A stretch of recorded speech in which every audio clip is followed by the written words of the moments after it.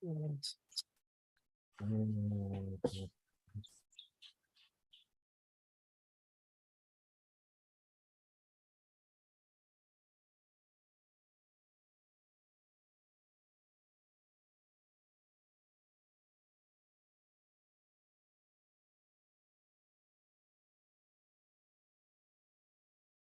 right, I just texted him.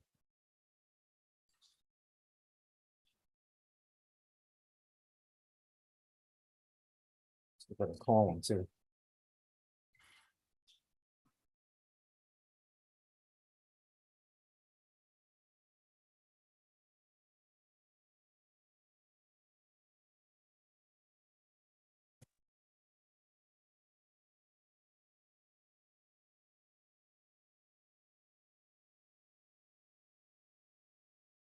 All right, I just got him on the phone. He's in the process.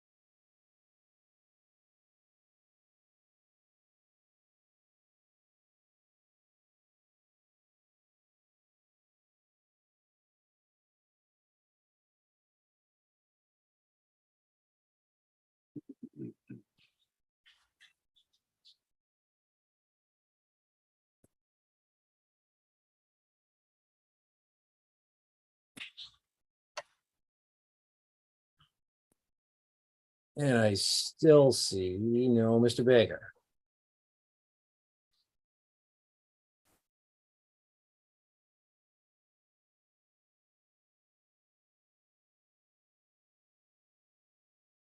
There we go. All right, give him a few seconds. By the time I finish reading this, we'll be all set. Welcome everybody to the September 19th edition. No, September 19th, 2023 edition of the Rockland Zoning Board of Appeals. Everybody that's from the board that's participating is participating remotely. That would be myself, Mr. Tanzi, Mr. Galley, and Mr. Baker Senior is in the process of. I'm here. All right, then Mr. Baker. I'm just gonna turn the light on. No, that's all good. Everybody's here. Everybody's here at this point, and they're all participating remotely. So I would entertain a motion to open the public hearing. Motion, second. I'll second it. Tanzi got a second. Roll call. Myself, yes.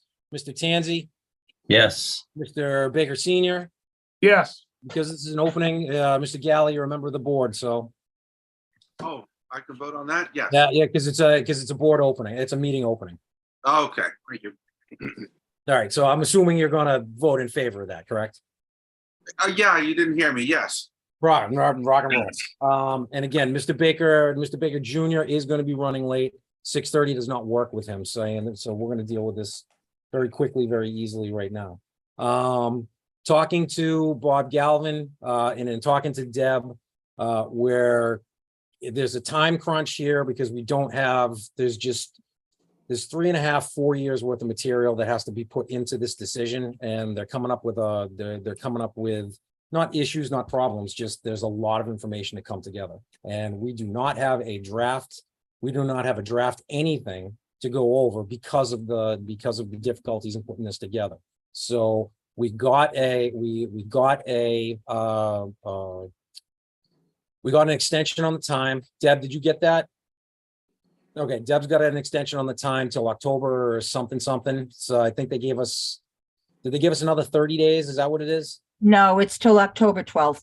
All right, so they gave us till October 12th. So we're gonna need at least one more. We were gonna need one more meeting anyway, regardless. So we're gonna need some time to go over this. And again, the back office needs time to actually put this stuff together. So I would entertain a motion to continue this till, Deb, what's a good time?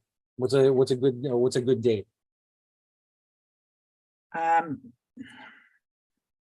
I don't know, because next Tuesday would be the 26th, but you have, I'm sorry. Next Tuesday would be the 26th, but you have planning board. That's right.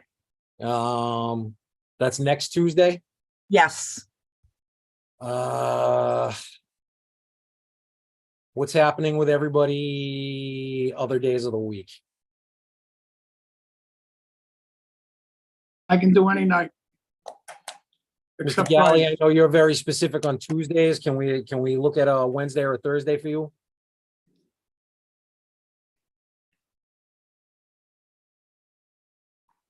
Mr. Galley? Oh, well, I'm not a voting member, but I would like to avoid going on Thursday. Okay, how's the Wednesday? Greg, Wednesdays are good for me. Wednesdays are, you know, again, it's out of the ordinary, saying it's if you can't, you can't. I understand. Greg, can you do a Wednesday? I can do a Wednesday. Next Wednesday, I have a planning board meeting. Okay. with- We're running out of time, Deb. So. And it really comes down to you, Galvin, Candy, being able to come together and make this all happen. I don't want to put this on you. I do not want to put this on you. You know that. So. I'm gonna default to kind of like what you're thinking. How about October 2nd? How about September 25th? It's next Monday. Monday work for people? I mean, that's next Monday. That's still only technically it's a couple of days. Yeah, You know, I'm assuming you guys are gonna need at least a week and a half of business days putting this together. That's why I was saying October 2nd. What's, that's a That's a Tuesday. that's a Monday. October 3rd is a Tuesday. So we do have a hearing on the 3rd, you have a hearing on the 3rd? Mhm. All right, 7:30, yeah. all right.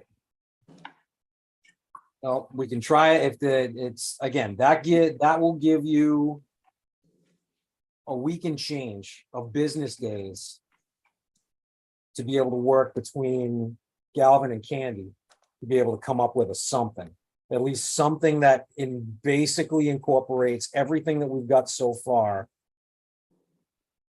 Even knowing that we're gonna have to make modifications and revisions anyway, at least it gives us a rough draft. You know what I mean? The worst case scenario. Does that sound feasible? Does that sound doable? Mhm. If you say October 3rd at 6:30, what I'll do is I'll talk to Mr. Baker Jr. and ask him to put into writing anything that he kind of wants to see happening, because again, if we do 6:30, he's not going to be able to get here in time. Right. And he's not a voting member, but he is a member, and I want his opinion matters here. So I want him to know that his opinion matters. So, and if he wants to be able to have something prepared for that meeting, he'll just put it in writing and I'll have him forward it to you, Deb, and then you can disseminate to everybody else. Yes, Yes. I would entertain a motion.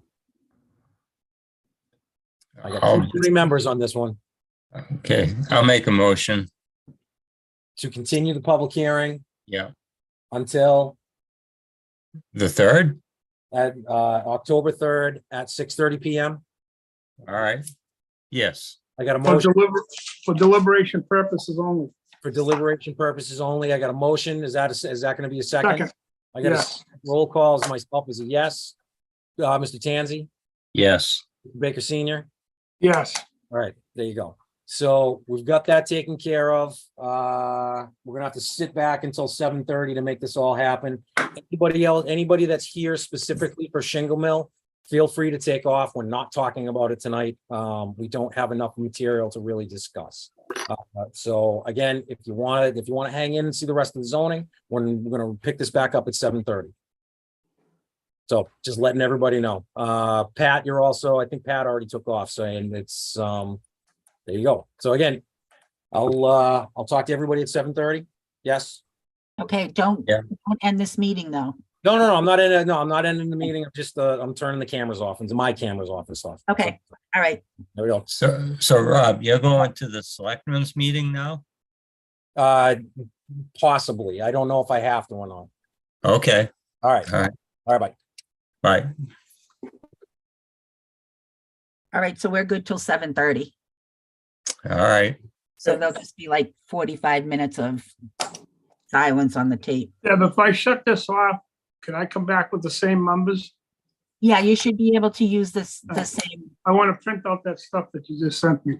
okay. All right, If thank you. do you have time to run up to town hall and grab it? They're open till 8.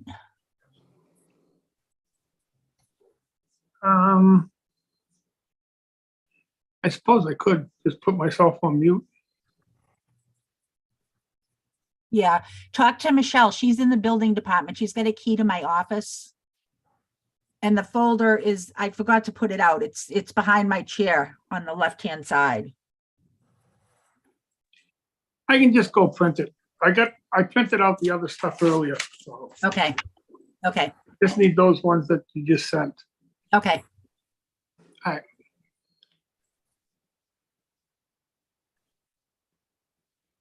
All right, I'm gonna mute. I'll be back at like 7:25-ish.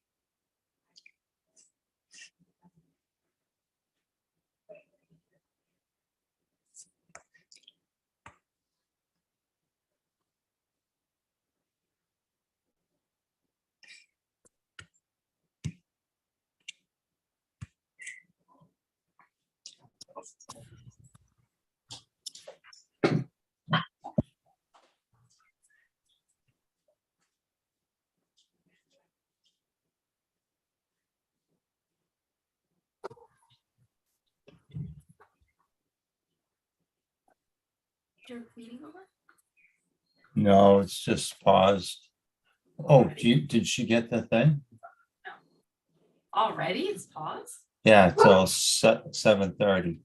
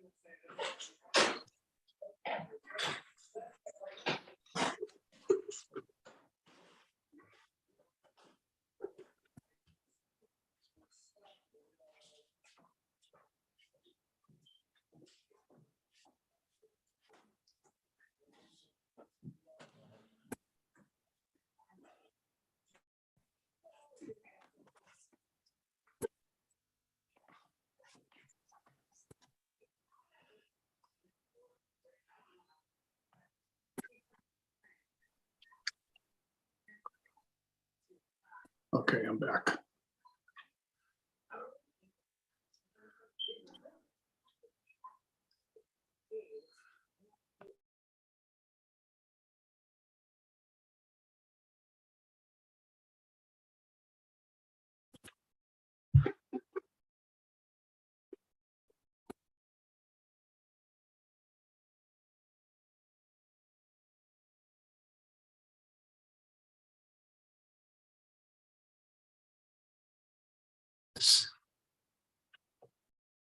Hey, Ben.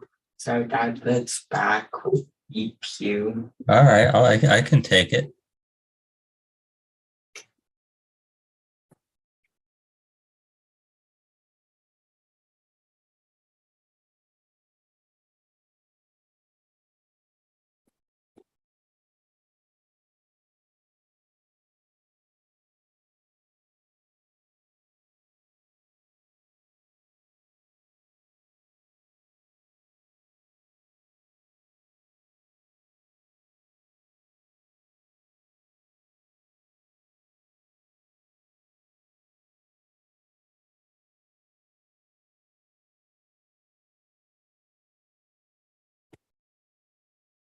Are you coming down? No, can you bring it up here?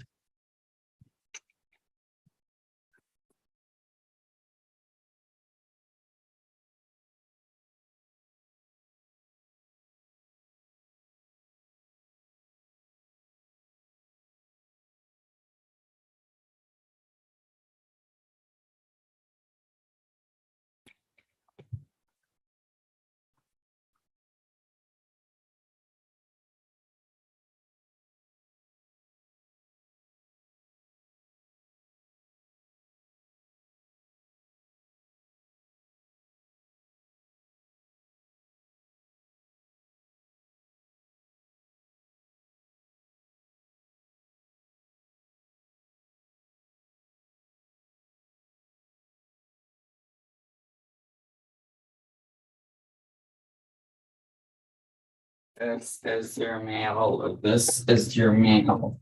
Hey, thank you, buddy. Great.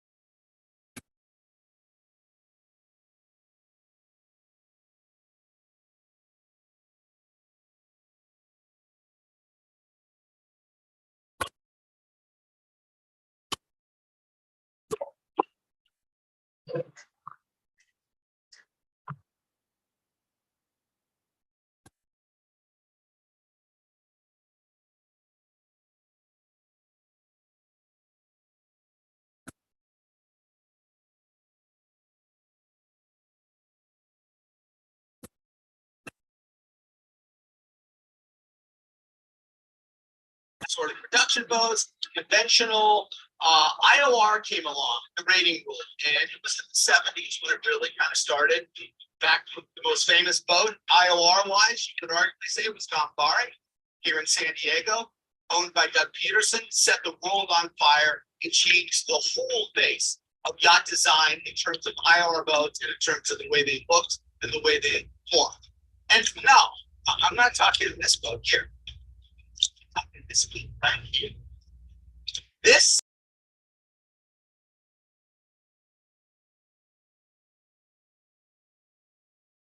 Mr. Baker, you hear me?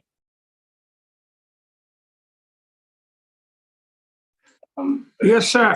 Right, just making sure, yeah, just make it back. I cancel out the other one, so I am myself at this point.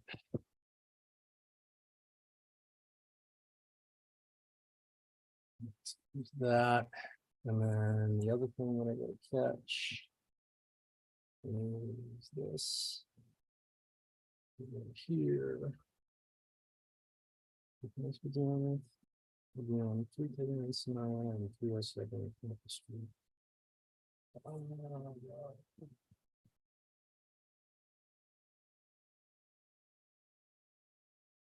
Who's first? Let's see.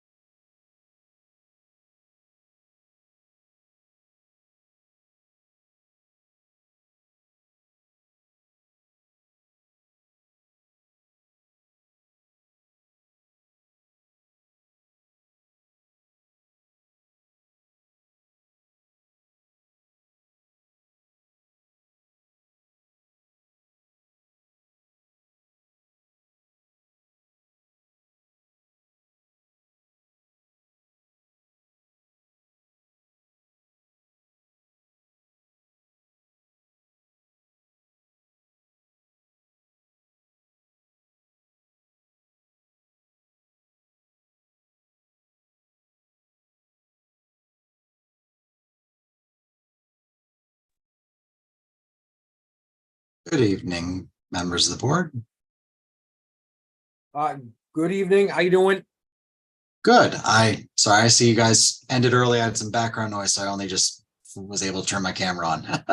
Yeah, no, we had ended, we had an issue with the first one. And because of advertisement, we really can't start until the 7:30 mark. So, Oh, well, okay. I just saw you guys were done and just texted my clients that, they could get on early, but I'll tell them to get on at 7:30 then. we had just because of advertising and the rules. I understand. Yeah, we can't touch it until 7:30 anyway, so.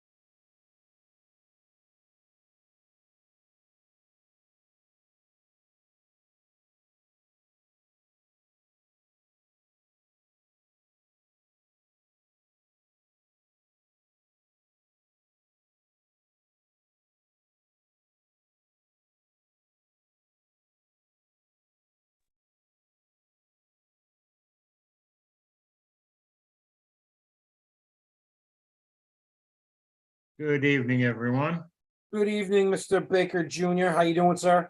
Well, thanks. And Did you you? get our, did you get the messages that, the text messages that we were talking about earlier, that I was talking about earlier? I did. All right, so you know that's what happened. What we did do is we had to schedule another meeting. Deb, what was that? The October 2nd, I think. She's double checking. It's October 2nd. We also did 6:30. October 3rd. October 3rd, and it's just because we already had somebody on there. Talk to me later during the week or something like that. If you have anything specific to talk about, that you wanna see, like, for conditions or anything like that. Definitely, just talk to me about that, and we can get that in there, because it's you're not a voting member, but your opinion matters. Thank you. Not a And problem. thanks for the opportunity. Not a Appreciate it. problem. Absolutely not a problem, sir.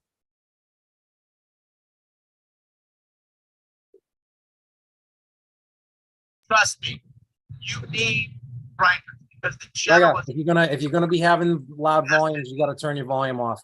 And so you have it, may have been. What's that? There we go. If you got loud volume, and your microphone's picking that up and everybody can hear it. Oh, sorry about that. Not a problem. That's why I kept muting you. Oh. Well, I didn't think the microphone on this thing was that good. Oh, it's very good.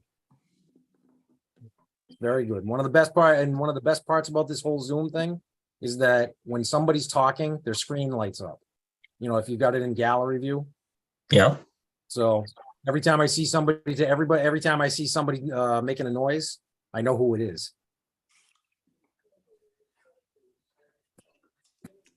So just anytime you're listening to something else or something like that, which is sometimes it's unavoidable. Yeah, definitely get that happening. All right, 7:30. Do we got everybody here? I got me, got Mr. Baker Senior, got Mr. Baker Jr., got Mr. Tanzi, I got Mr. Galley. All right, 7:30. Here we go. Notice is hereby given that a remote participation public hearing will be held at 7:30 p.m. on September 19th, 2023 on the petition application submitted by, I'm gonna butcher this, I'm just warning everybody.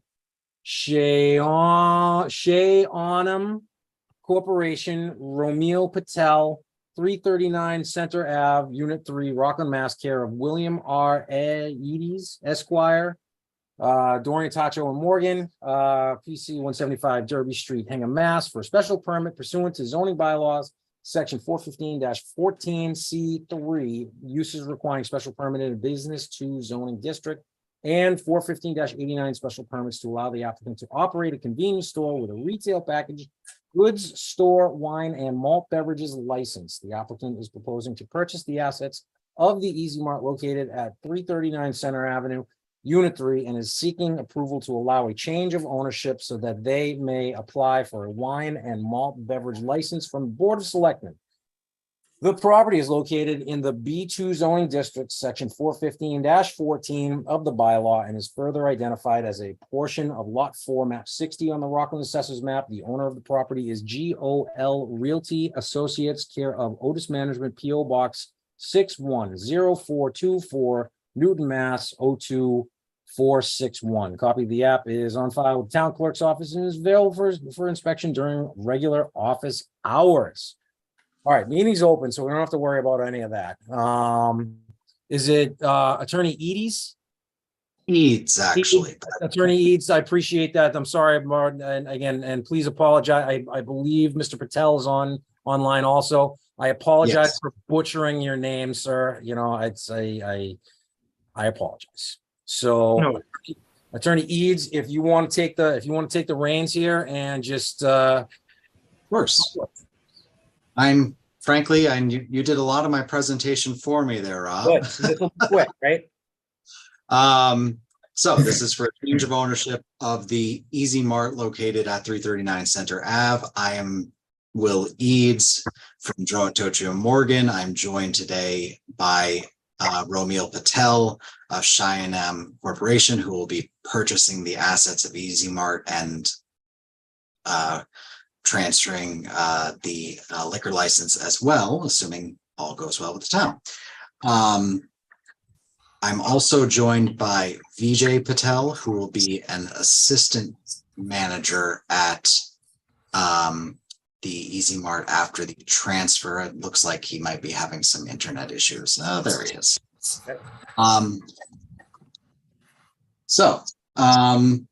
As you say, this is for a transfer of ownership. Mr. Patel, or both Misters Patel, are TIPS certified. Romil will be the primary manager and has approximately 7 years of experience managing another liquor store in Quincy, Lucky Wine and Liquors.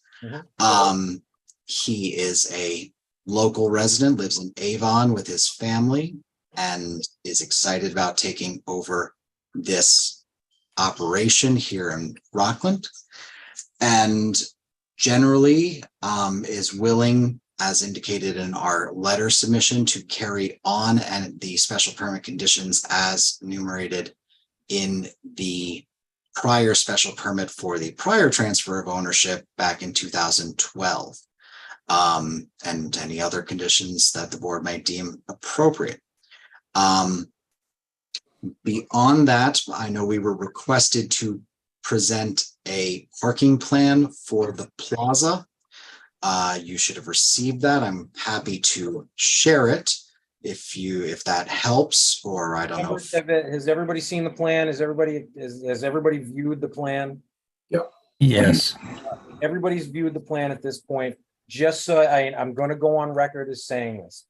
Stereotypically, this is a little under our requirements. We actually do require full-on site plans, but in this situation, because there was an older design plan that was done by a registered land surveyor, registered engineer back in the day. This is only to show what's existing. There's a clear understanding of I'm assuming that's a Mass GIS photo, could be Google Earth, something like that. Either way, it's aerial photogrammetry that shows what's going on. Your engineer has highlighted the information.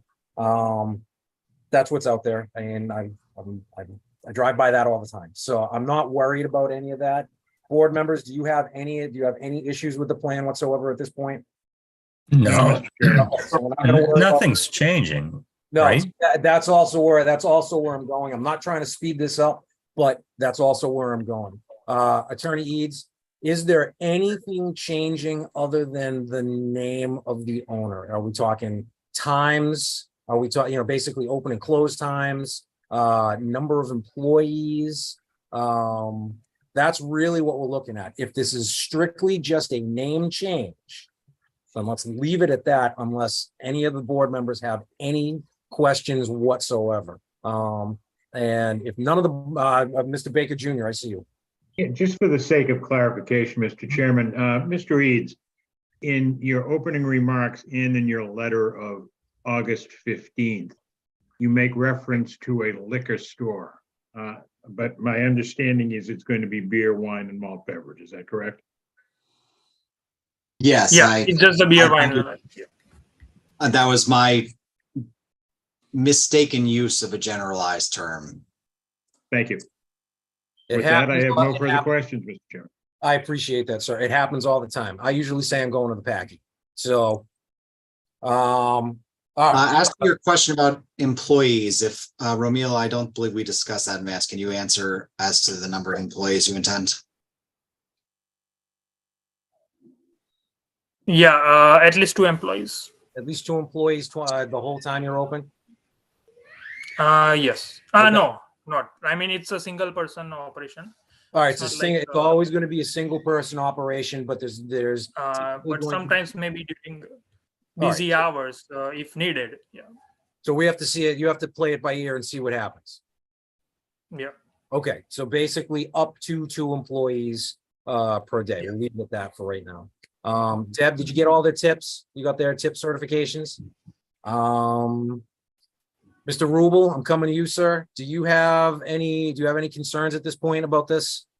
Not too many concerns, but we do have an application at the building department on businesses that I do not inspect until we have a change of use or / occupancy. Okay, This case here, we got a change of occupancy. okay, And what I do is I go in, I check the emergency lights, the fire extinguishers, the egresses and the ingresses. okay. So come to the building department or go online and pull the application for change of use, change of occupancy, excuse me. That would be at the building department. And what I'll do is I'll go in there and do my walkthrough, making sure extinguishers or emergency lights, the batteries are full up, egress, ingress, handicap bathrooms if needed, whatever. And that's the only time I get into these B use groups, is a change of use or occupancy. This is good. This is a good opportunity then. Yeah. All right. Board members, do you have any other information that you wanna, Mr. Galley, I see you. Want to clarify, the hours, everything seems to be staying the same.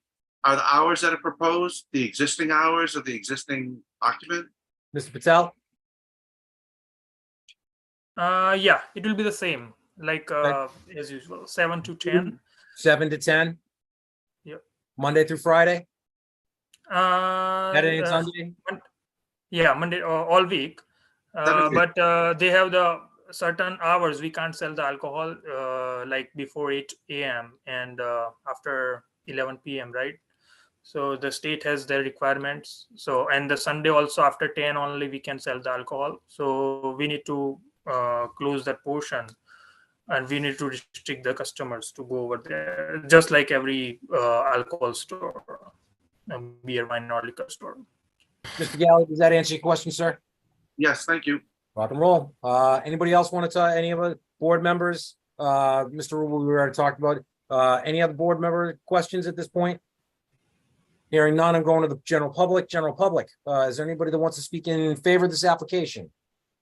And hearing none, is there anybody that wants to speak opposed to the application?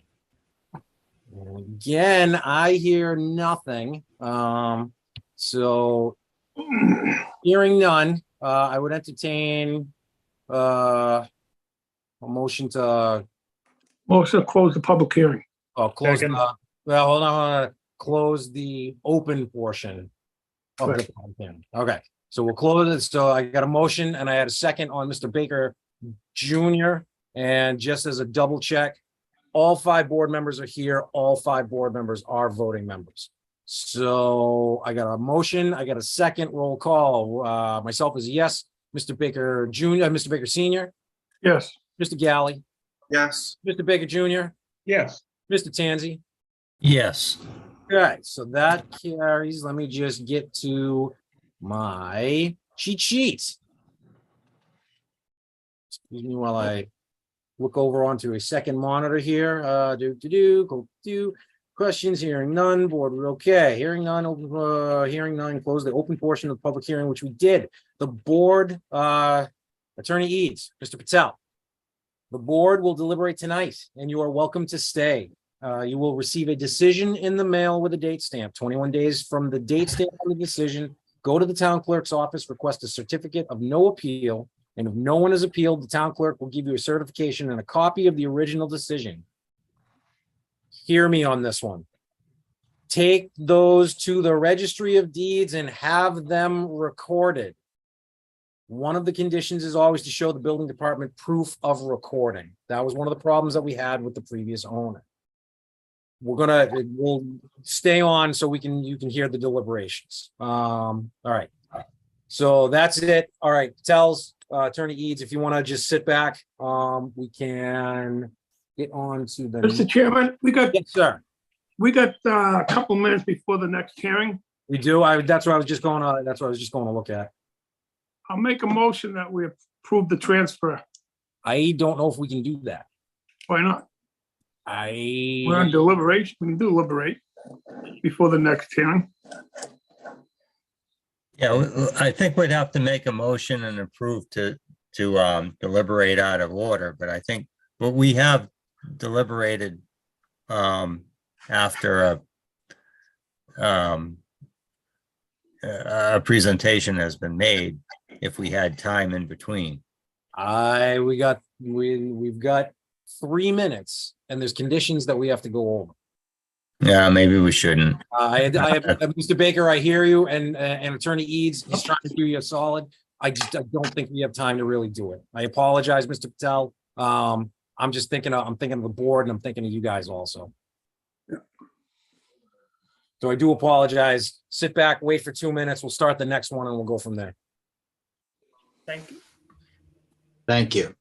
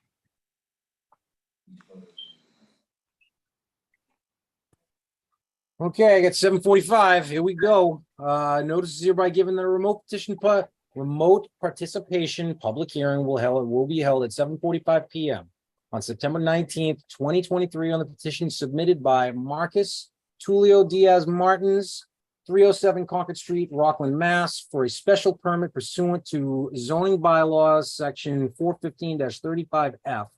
Off-street parking requirements, 415-89 special permits, and 415-89.1 variances to allow applicant to use the rear portion of the property for outside storage and storage within box trailers for fencing materials, including loading and unloading of fencing materials to be used off-site.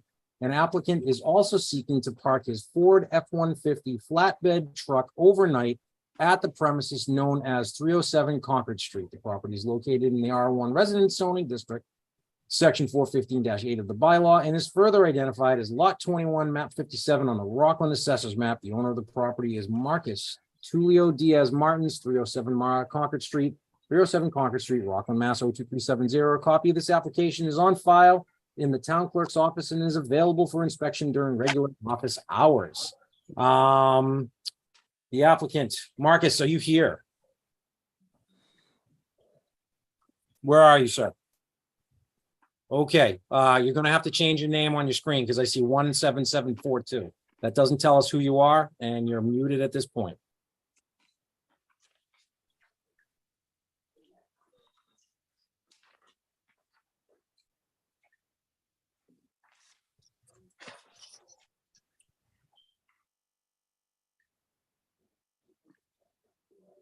Can you hear me?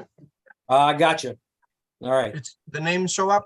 Yep, I got that on there. That's perfect. That's just a rule that we have for these zoning meetings.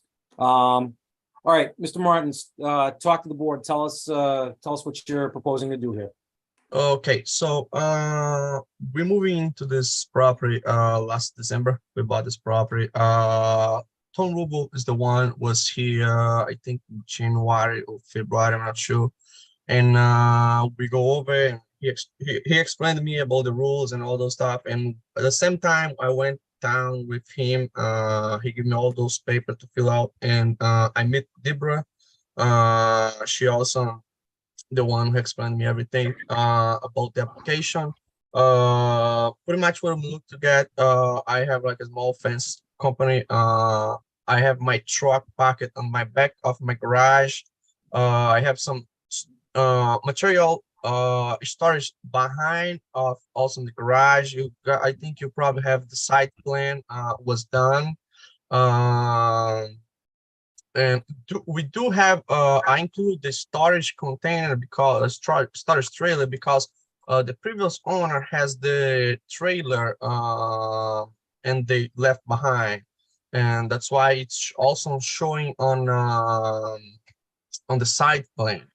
And I pretty much what I'm looking to do is I get my truck in the morning, go work, and I come back later on. We don't work on this property. I have see some concern about some parks, some cars parked on my driveway. We have a baby like 6 months ago, and from there, we have a lot of friends, family, and some kind of neighbors also came visit us. I also went to some neighbors and tried to explain what's happened. Some misunderstand about that too. And we have got some deliveries on my property. It's not like every week or frequently that. We maybe 1 and 2 or 3 months or even more. Whenever we get some trucks here, we have a conversation with them. They pull into my driveway or bring either inside of my backyard. We have almost 1.5 acres open in the back with the woods, and also the conservation Tom Rubel told me to call the Dogalam, I think his name, from the conservation land. Since we came and because for make sure we wasn't going to the conservation land and the wetland, we have a brook behind of my property, which one I did everything, like we didn't make anything here, just kind of level out, but we didn't affect the brook. Anything we have done here, I asked him to do it before. I have seen some concern about the fence we have on my property, but that was awesome with his, he told me where I should do, where I not. And pretty much on the application saying about we have those material in the back and my truck parked like overnight. I'm not sure if I missed something, if I have to explain anything else for you guys. If you have any question about it. No, at this point, I think we kind of understand. I just, let me ask you a real quick question. Where is the business where are you operating the business? Do you have an office someplace? Oh, it's like a home office. I don't have like a showroom or anything like this. People's like customer call me and I schedule to go on their property, and then I can measure on the job site, give them the contractor. So we don't have people's visiting me. I don't have nothing like this. So pretty much where are you operating the business out of? Oh, I do have an Abington location, Adams Street, and I do all my paperwork on my house here, where I am right now. So you're not operating the business out of the Concord Street address? I do, like I say, I do have a storage space here too, like a over storage, since I talked to the Tom Rubel when he was here, and also I have an Abington location. Okay, because just so we're clear, this business is not allowed in a residential zone. You're operating illegally.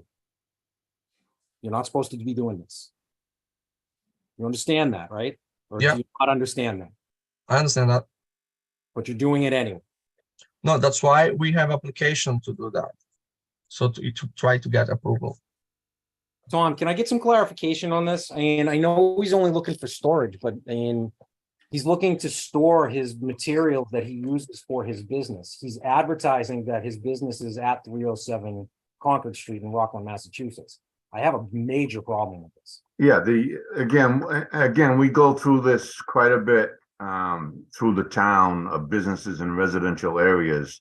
I believe right now, if he has a business on Adam Street or wherever it is in Abington, that he should be running his business there in Abington. I don't think the residential area in town, where especially when we go through the whole town with business in residential areas, we don't allow it. If you're gonna allow it here, I just want to caution the board to be careful, because we've never done it before. Unless you can find a reason why to let them do that. Matter of fact, a couple of them were on Concord Street that we're not allowed. So it's up to the board, but that's my opinion. I appreciate it, Tom. Thank you for that. I know we've dealt with this many times. So Yes, we have. board members, I'm going to open it up to you. I want to hear what you have to say. Put your hand down, Gally.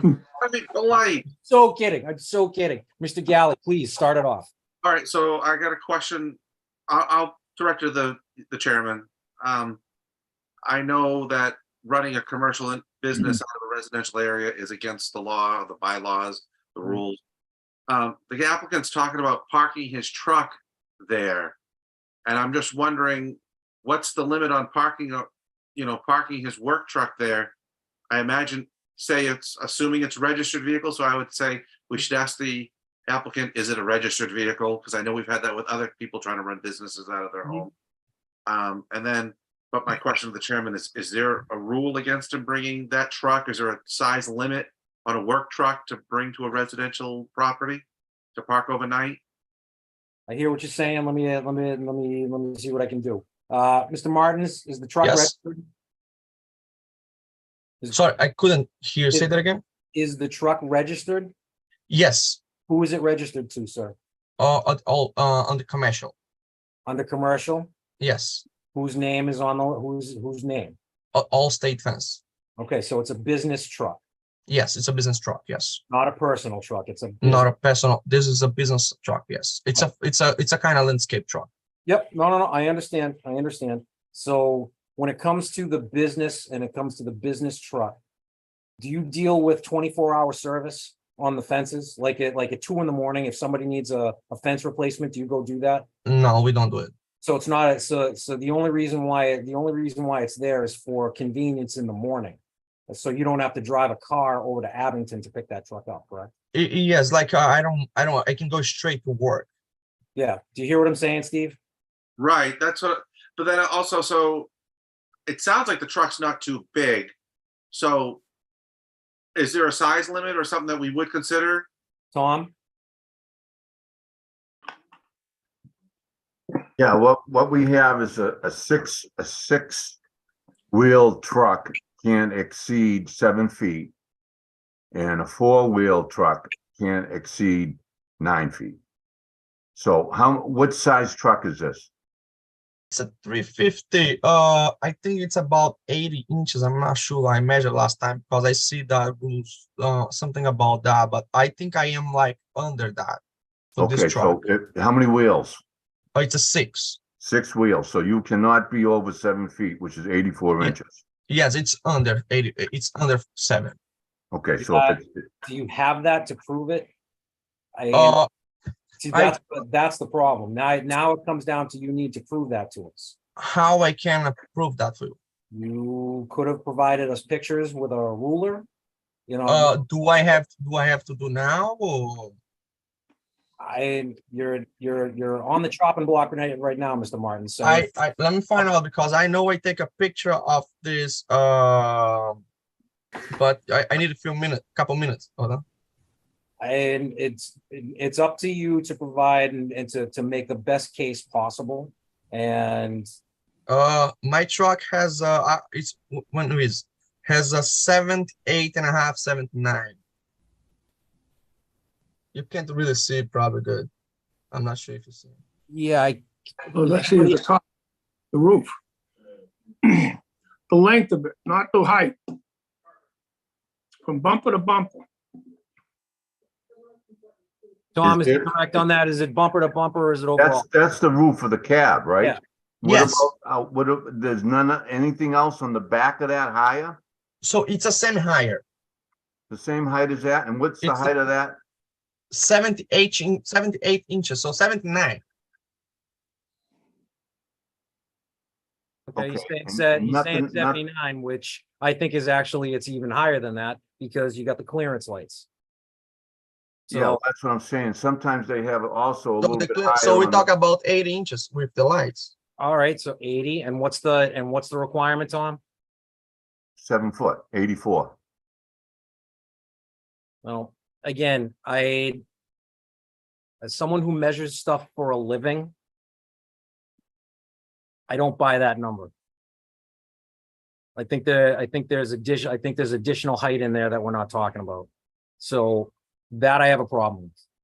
That I have a problem. If you had given us, or if you had supplied us with some sort of, again, a picture with an absolute measurement on it, I wouldn't have a problem, but right off the bat, I think there's an issue there. I don't know if I believe that.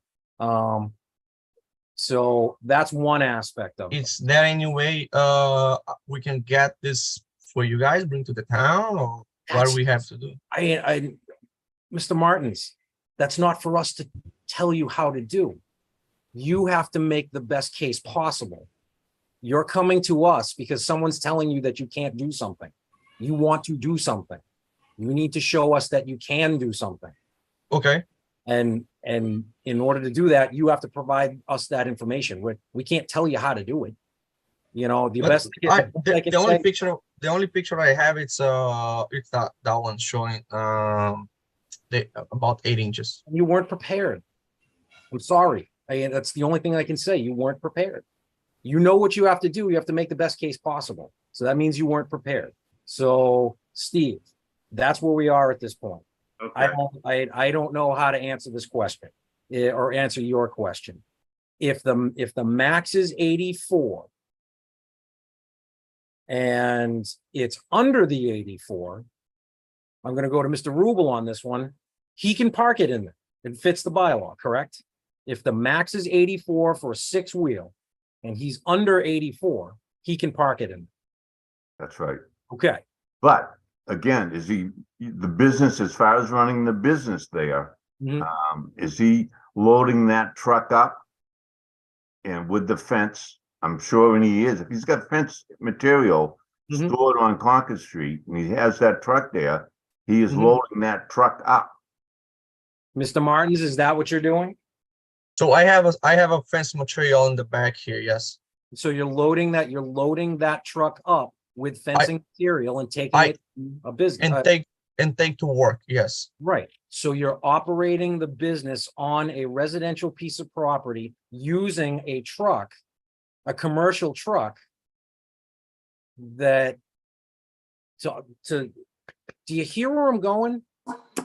Everything that you're talking about is operating a business in a residential area, which is not allowed. Do you hear what I'm saying? I understand. Okay. Mr. Galley, are you okay at this point? Yeah, I'm okay. That's There's Does he- more that's gonna have to come out, sir, but I mean, where he was asking about What parking about?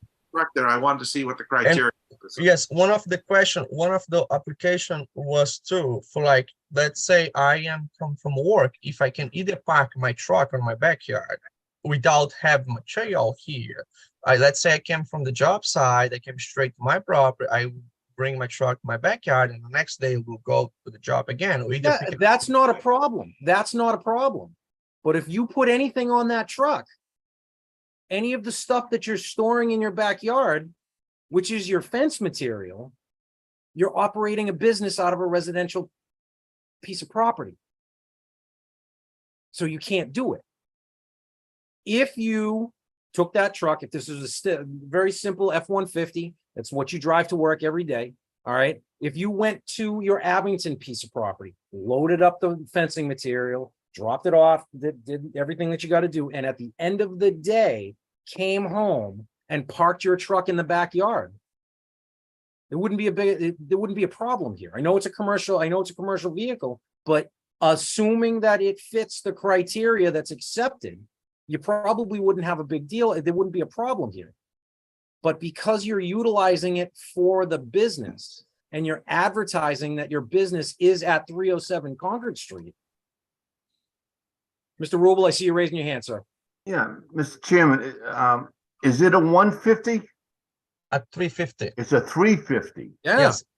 Well, It's like- everybody's saying 150. You get something, a six-wheeler, it's a No, no, no. 350, It's not a it's 150. it's a 350, like a landscape truck. right. Okay, So this is a one ton. So. Yep. So that's. one- that's One what- ton is a lot higher than 80 inches. I know my trucks. So Mr. Baker's also knows his trucks. I know he does. Mr. Galley, so there is criteria that he could use this.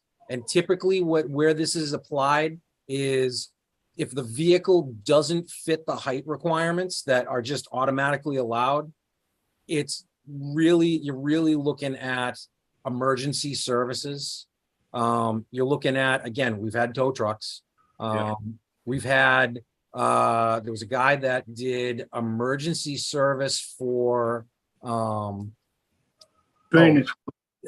in Wyman's Field. It was in Wyman's Field. He had it was a reconditioned ambulance, and he was doing emergency services for kids' sporting events and stuff like that. He had to come to us for that. So it's stuff like that. It's for emergency services, and people that have to leave at like 2 a.m, 3 a.m, something like that, or are coming back from emergency services at that time. You know, it's not just for, I want to store my truck, I want to park my truck there. Yeah, you don't want to just save gas. Don't want to do it from the office. Exactly. There are specific reasons why why the bylaw is written, and that's pretty much it. So does that help? Does that help a little bit more? Thank you. Yes. Not a problem, sir. Who wants to go next? Raise a hand. I'll go Mr. next. Tansy, I got you. Talk to me, Mr. Tansy. All right. Well, I'm looking at the site plan that was provided. And I'm looking at the outside storage of wood and vinyl fence, and it looks like there are 12 areas where panels of wood and vinyl fences are stored. How high are those? How many panels are stacked? You're saying like each pallet is showing on the site plan, you're saying? Yeah, I see 12. Okay, so they are there. It's not like numbers of they are just showing how they will be located. We talk about 7 feet, 6-7 feet, yes. In height. So, I mean, that's a lot of fence. So you must buy in bulk, store it, and then use the product as the jobs come in, I should say. Is that? So I didn't understand very well. Well, that's a lot of fence. So you're storing them on site, and you get a job, and they want, X amount of a certain type of fence. You go out back, you load that onto your truck, and then you go out and you do the job. Is that correct? Yes, that's what I do. Okay, so most of my job, we get delivery straight on the job site from suppliers. But we do have some, like I say, we load and go to the job site from here too. Okay. And also from the Adam Street. You've got a well back there. Is your house on a well water? There has a well water, yes. And you've got a pump house out back. There has a since we move in, we do have all those done, and how to explain to you, when I was in the town, they say we have to show everything on the sign plan. Well, yeah, I mean, essentially you've got a gravel surface, area for storage, parking, loading, and you've got your well right in the midst of that area. And that's really not, I mean, you've also got chain link fence storage.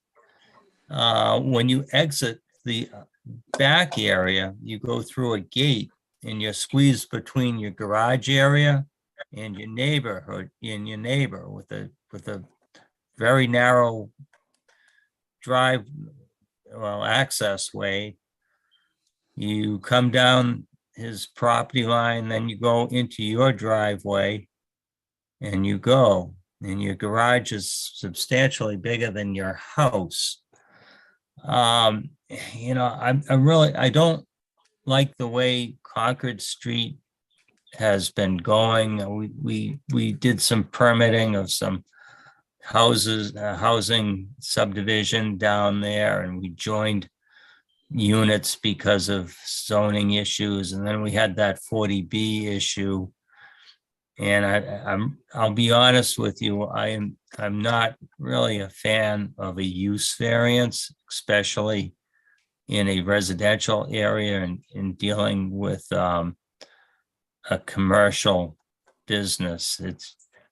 It just doesn't, you know, they really don't mix from a number of perspectives, from public, you know, your public health with the well, conservation areas, you know, with the ditch and the wetland out back, the squeeze, you know, of the access right along your neighbor's property line. You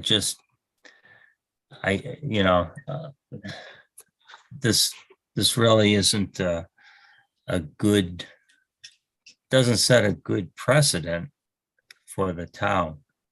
So that's all I have, Mr. Chairman. I appreciate that, Mr. Tanzi. Thank you very much. We're going to the dueling bakers here. Who wants to say something?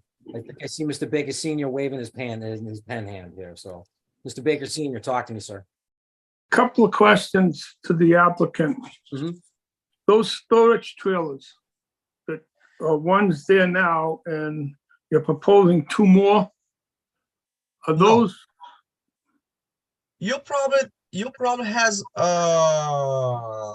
Says existing storage Yeah. trailer and proposed two storage trailers. Where are you seeing that, sir? Where are you seeing that, Mr. Baker? Right above the chain link storage. Right. Chain link It fence says storage. existing garden, right under the 62,920. 62,920. Where am I? What? so there was something was that was added. I think Deborah revised the proposal. I'm not sure if you get this plan revised. Mr. Baker, what's the revision date on your plan? If you look over at the upper right-hand side, what's the date of your plan? July 17th. You don't have a revised August 22, 2023? I didn't see one. Deb, I know Deb did email it, and I picked this right off of the website. The only thing that I see is an existing storage trailer. That's where you see it. I see an Right. existing pump house. I see nothing else, you know, proposed prior to the back of the garage, other than the vehicle parking that he's got there. Then I see an existing gravel surface with the well. I see a proposed vinyl stockade fence, all within 25 foot of the wetland buffer, or 25 foot of the possible wetland line. And then I see outside storage of wood and vinyl fence, chain link, and aluminum Yeah. fence. Right, that's the only thing that would change with two. Well, the existing one, does that have tires on it?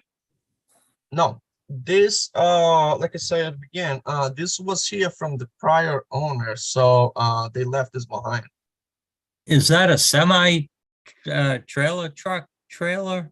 It's like I don't know how to explain to you, like a container steel- trailer. What they call it is from the construction standpoint, they call it a Connex box. It's not a trailer. It's just, it's a roll-off box that does not, it doesn't attach. Container. Yeah, container. What container? Yeah, It's like a container, shipping- it's like a container box they put it like on the trucks. But like I say, this was here like from the prior on and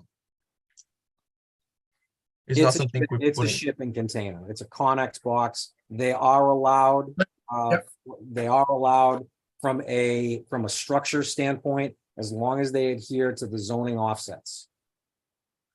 The 25, 15, 50, which looks like It's way off, way, it looks like it's possible, because I mean, that's a side setback. It looks like it at worst, it could be 30 feet off the line, 30 feet off the line, and that's a side setback, so that's a 15.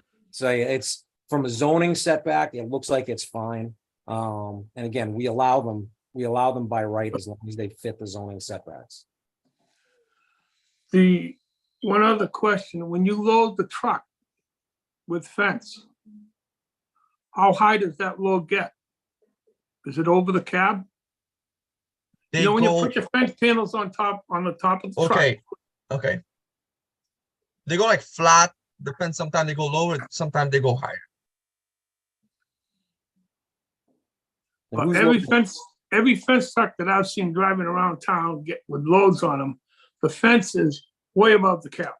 No, yes, like I'm saying, sometimes they go lower, sometimes they go same, sometimes they go higher though.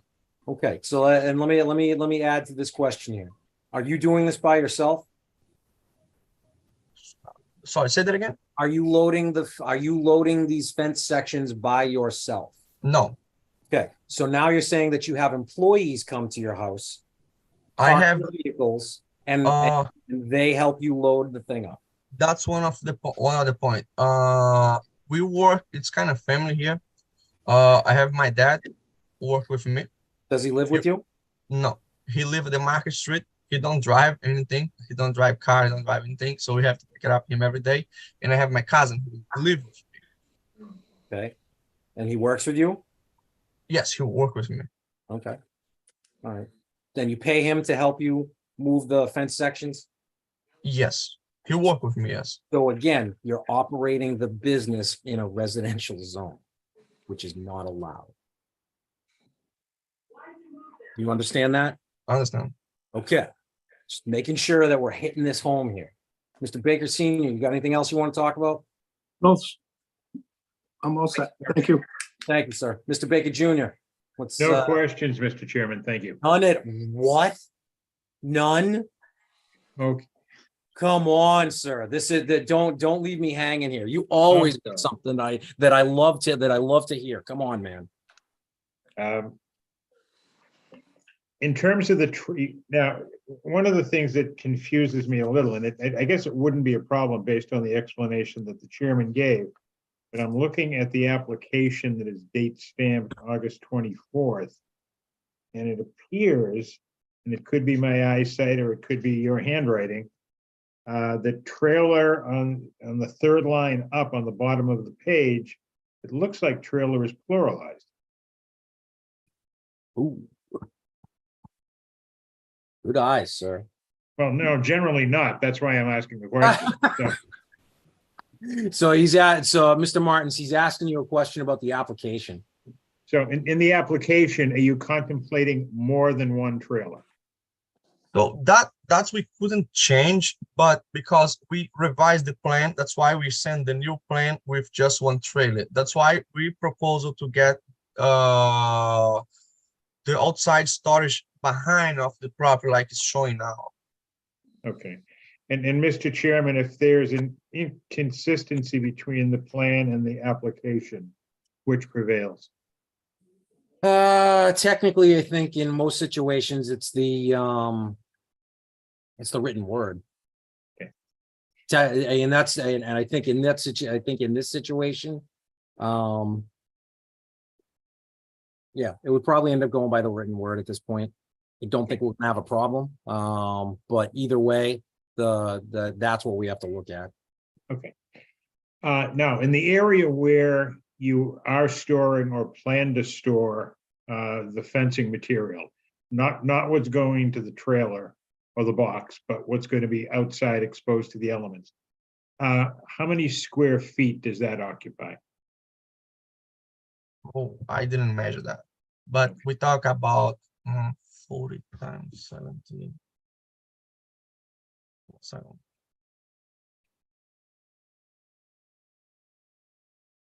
2,800 square feet by, let's say, 2,800? about 40 by 70 Okay, or either less. okay, thank you. Now, you had mentioned about deliveries. And how frequently did you say the deliveries occur?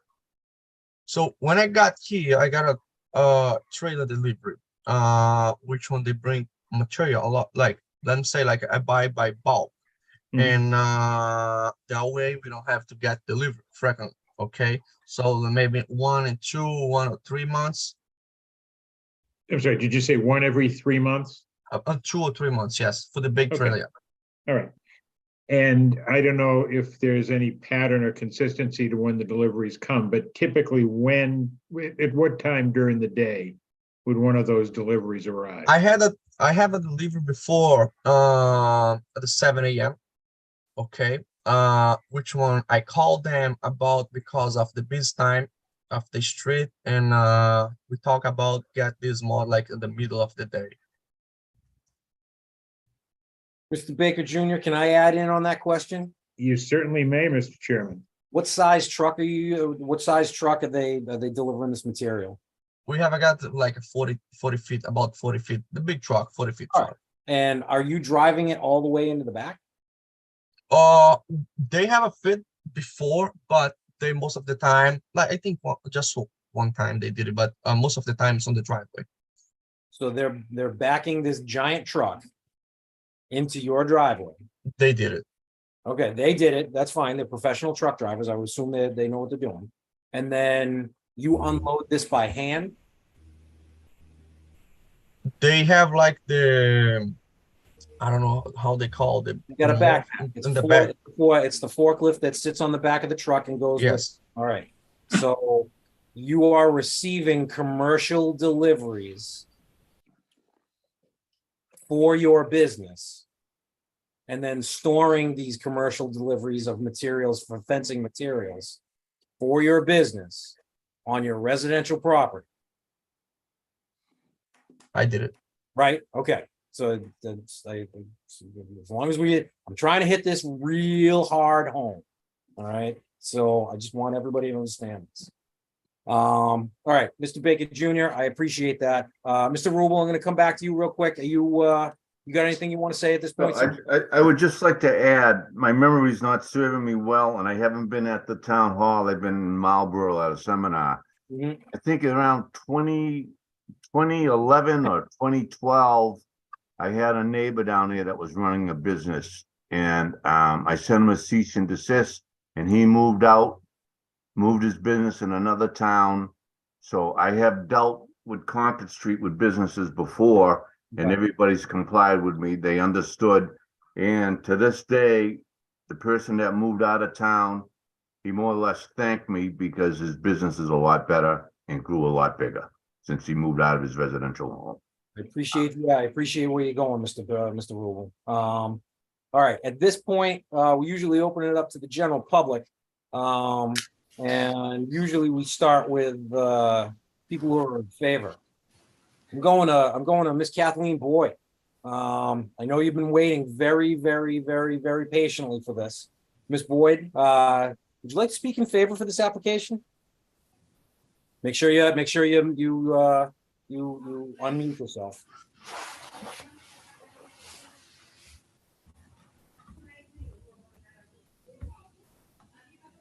I don't.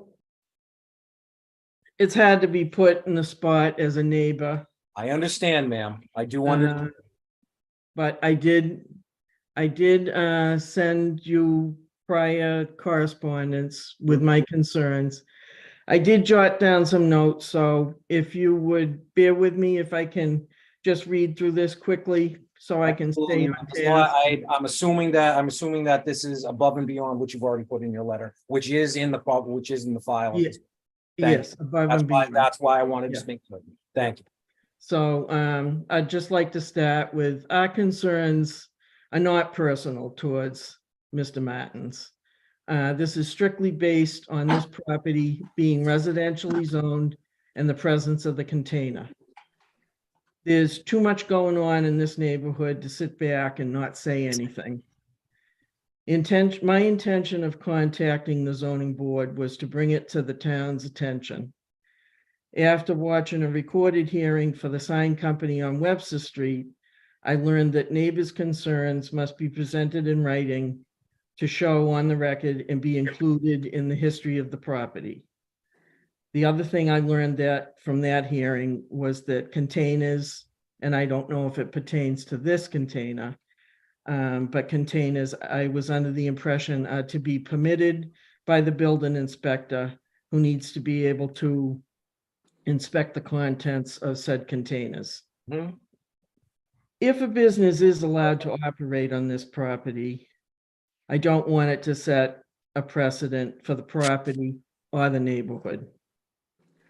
And at this time, considering the number of projects in close proximity to our property, which have included numerous hearings over 4 years involving Conservation Commission, the ZBA, and the Planning Board, our lives have been disrupted by the time and stress involved. I have no energy left to pursue another issue in the neighborhood. My attitude at this point is to leave this concern in the hands of the town boards to decide accordingly how to handle this zoning issue at 307 Concord Street. And that's where I stand. Thank you, Ms. Boyd. I appreciate you. I appreciate you taking the time to attend this meeting. Again, your email to the board is a part of the record, Yes, and thank as well as your words are tonight. Thank you for taking the time. I appreciate that. Thank you. Seeing that the rest of everybody that's on here looks to be from the previous application. Is there anybody else on here that wants to speak either in favor or opposed to this application? And I'm gonna get in a 1 and a 2 and I 3. I see nothing. Board members, I'm coming back to you. Anybody else have anything they want to talk about? No, No, Gotta know. Everybody's shaking their head. Everybody's cool. Mr. Rubel, anything else you want to say? No, I'm all set. Thank you. I would entertain a motion to close the open portion of the public hearing. I'll make a motion. Oh, everybody's doing that. I'm I'll gonna- second it. No, okay, Mr. Tanzi's gonna second it. Did I see Mr. Baker Jr. making a motion?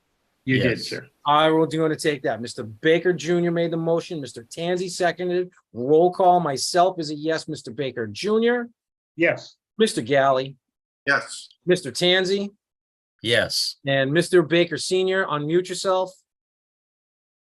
Or just give me a thumbs up or something. Yes. There we go. All right. Let me get to my cheat sheet, because I can never remember this. There we go. Mr. Martins. Okay. The board will deliberate tonight and you're welcome to stay. You will receive a decision in the mail with the date stamp, 21 days from the date stamp on the decision. Go to the town clerk's office, request a certificate of no appeal. If no one has appealed, the town clerk will give you a certification and a copy of the original decision. Take those to the registry of deeds and have them recorded. One of the conditions is always to show the building department proof of recording. All right. Do we need a 5 minute for the bathroom? I Anybody? have a question. Yes. Mr. Martin. Let's say it's not approval. Is that a problem if I can't talk to you about that right now. No. Okay. Is that a problem if I either park my truck when I come from the job site? Sir, I just told you I can't talk about that right now, and you're forcing your question on me. Kind of like you're forcing the neighborhood to watch you operate a business in a residential area.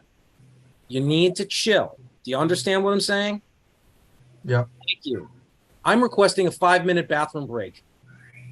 Sounds reasonable to me. Rock and roll. All right. See you in 5. All right.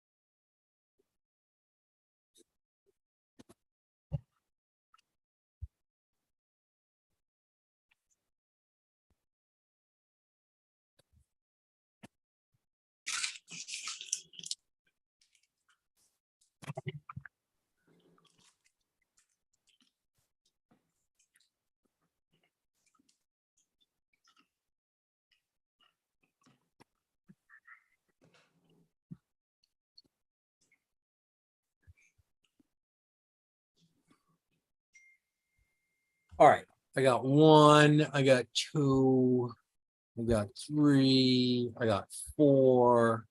Mr. Galley's there, so I got 1. Ooh. There we go. All right. So what we got? I got Deb here. I got myself, Gregor. I got Bob, Galley, Mr. Rubel. All right. Let's talk about Center Street, right? Let me just pull everything up here. So there it is.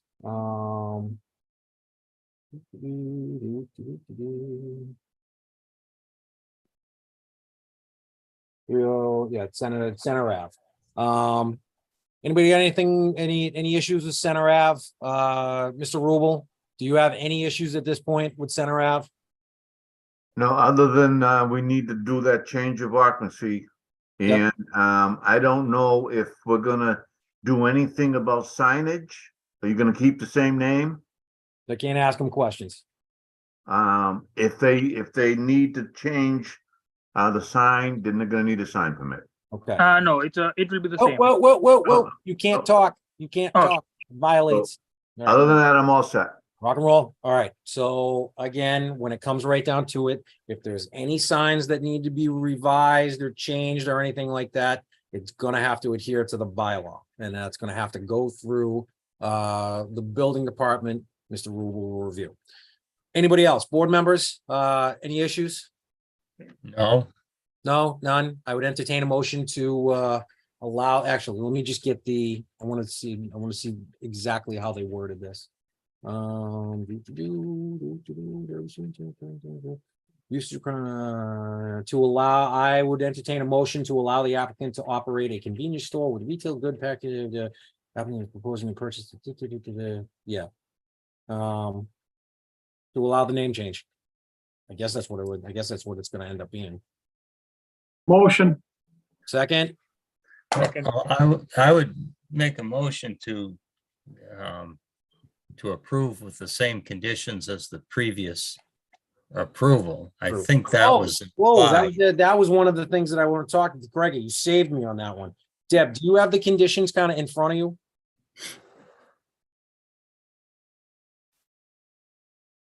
They're on page, looks like page 3 of the minutes from the meeting of January 24th of 2012. Let me see if I can pull these off the website.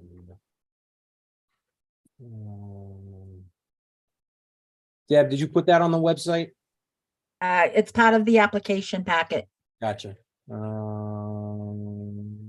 Mr. Baker Jr., you said kind of 17 or something, like page 17 or something? No, it looks like it's page 3. Page 3. It is page 3 of the minutes of the meeting of January 24th of 2000. Okay, public hearing, 7 during 2025, they got it, okay. Discussion. When is this? Hey, I was on that. Grega, you were on that. Wow. We're old. I Oh, think I've been on the it's- board for 20 years. I think I came on in 2003. All right, here are our conditions. Just as a legal matter, Mr. Chairman, I think I Yes. may be the only person here who's actually entitled to be called old. No,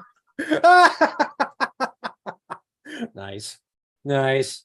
All right, conditions, hours of business operation, 7 days per week, 7 AM to 10 PM. The special permit shall be issued to, wouldn't changing that name right there. The name of the beer and wine liquor license shall be, we're changing that name right there. Manager of the beer and wine license shall be, we're changing that name right there. If there's a change in ownership, the applicant must come before the zoning board of appeals, change right there. Oh, no, actually, that's not a change. That's a statement. Zoning Board of Appeals will review this special permit in 1 year. I don't have a problem with that. There shall be no temporary signs allowed in front of the store or out by Center Ave. But not limited to banners, flags, sandwich boards, etc. I have no problem there. There shall be some form of an identity scan system used to check the IDs on individuals purchasing beer and wine. Okay, I don't have a problem with that. I didn't have a problem with it last time, so I guess I don't have a problem with it. Locks are to be installed in the coolers where the liquor is stored. Coolers are to be locked when liquor is not being sold in accordance to the beer and wine liquor license issued by the Rockland Board of Selectmen. Okay, and they meet all other boards and commissions in the town of Rockland. I like that. We had, that's kind of becoming a staple in there. And That's only Mr. if they Chairman, wanna just to get back to my original question or Yes. comment to Mr. Eads, there are several provisions in the conditions which refer to liquor licenses. Now, I don't know if that's the way a beer and wine license is phrased, but if it's not, can we remove the word liquor wherever it appears in the conditions? If that is the case, but I do believe that it's a liquor license. Beer in accordance to beer and wine liquor license. Okay, if that's what it is, that's fine. Thank you. Mr. Baker Senior, you were saying something else after the meatball boards and commissions, blah, blah, blah. You said something else after that. That's just if they have to go to the Board of Health or, if they're selling food or anything there. Oh, Board of Health, okay. Pick up the fire department, building inspector, gotta do all the inspections and stuff. Yep, no, I understand that. And if they have to get a sign permit to change the face of the sign or make it bigger. Understood. Deb and I, we were looking at this a while ago, and one of the things that we usually say, one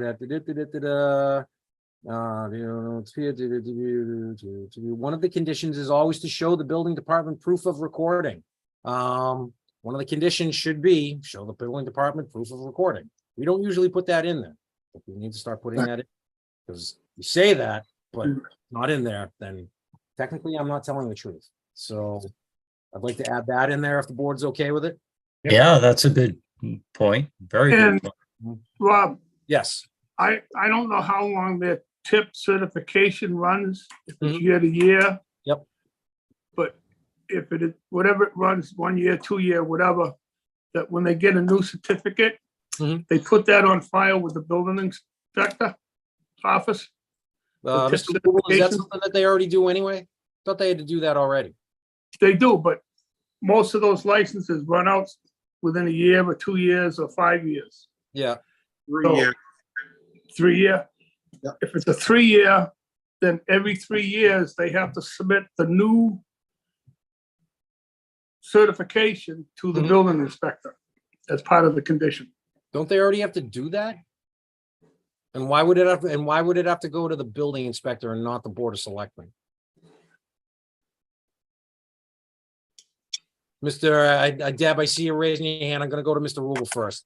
Yeah, it would either be the Board of Selectmen, Bob's right, it would either be the Board of Selectmen or the clerk's office for keeper of records. Okay, all right, Deb.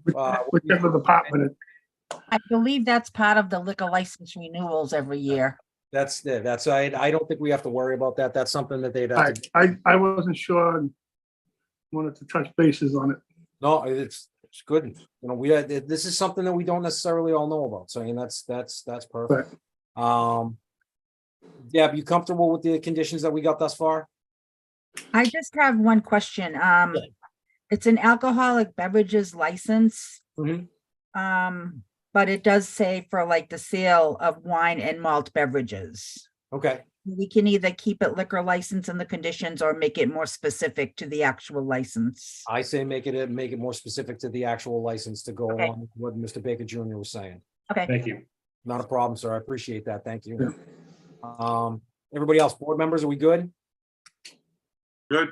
Everybody Good. good? All right, so I had a motion from Mr. Baker Senior. I had a motion from Senior to approve with conditions. I had a second from Mr.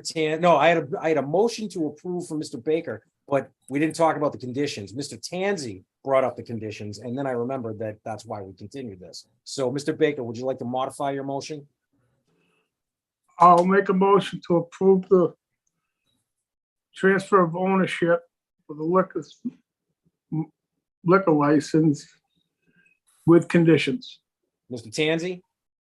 Yeah, I'll second it. All right, rock and roll. Roll call. Myself is a yes. Mr. Tanzi?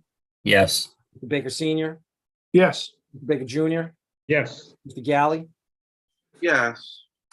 That sounded, are you okay? Are you sure? It sounded that, I thought, well, when he said to approve the transfer of the liquor license, I thought we weren't really transferring the liquor license. no, it's the name.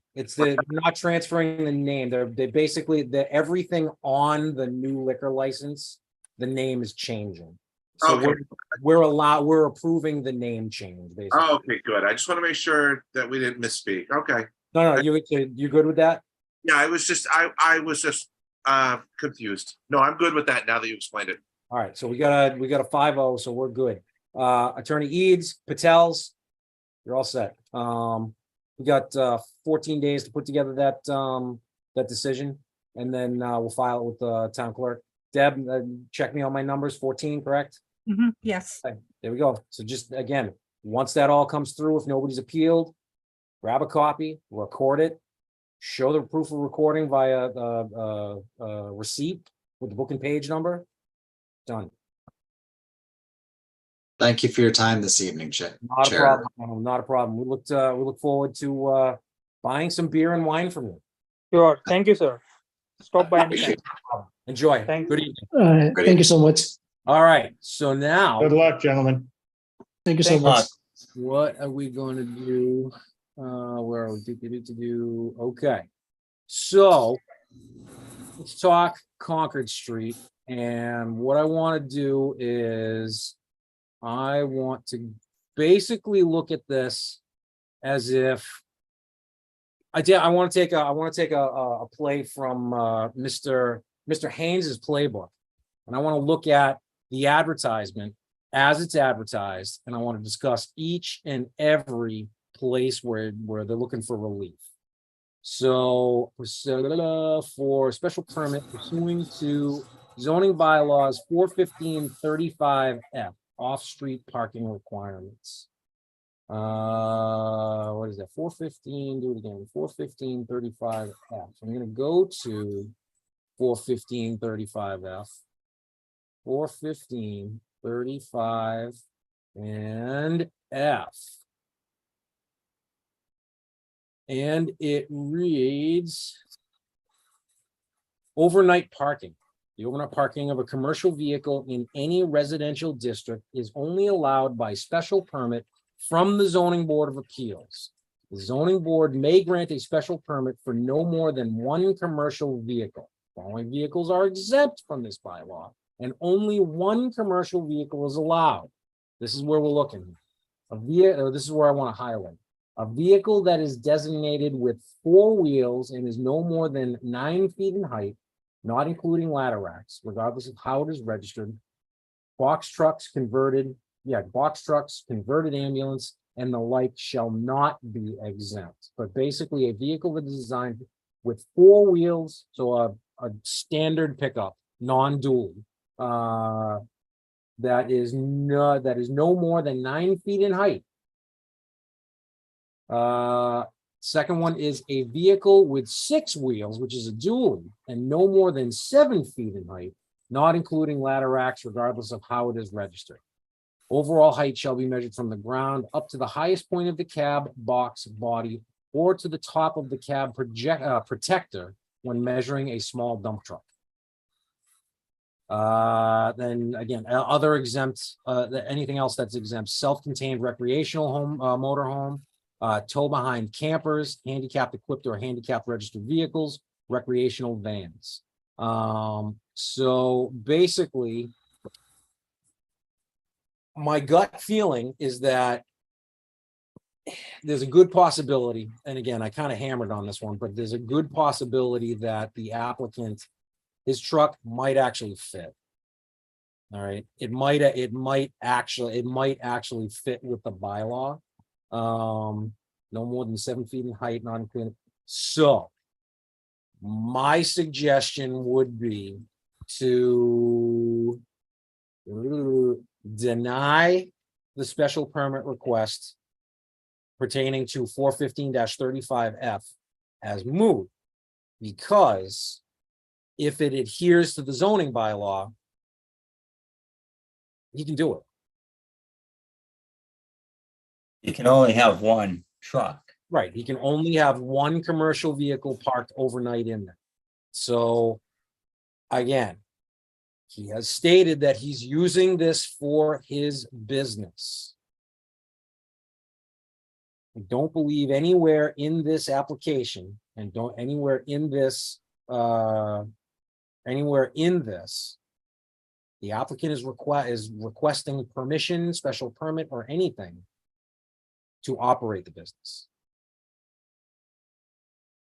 So when it comes to decisions, I don't know if we can talk about that when it comes to this truck.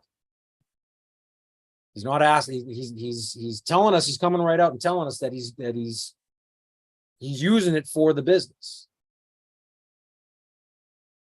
But right now, based on what I'm seeing here, that's not in question. So I say that this gets to, unless somebody else has another way of looking at this. I say that we look at this from the perspective of it's a commercial vehicle. If it fits the bylaw, when it comes to size,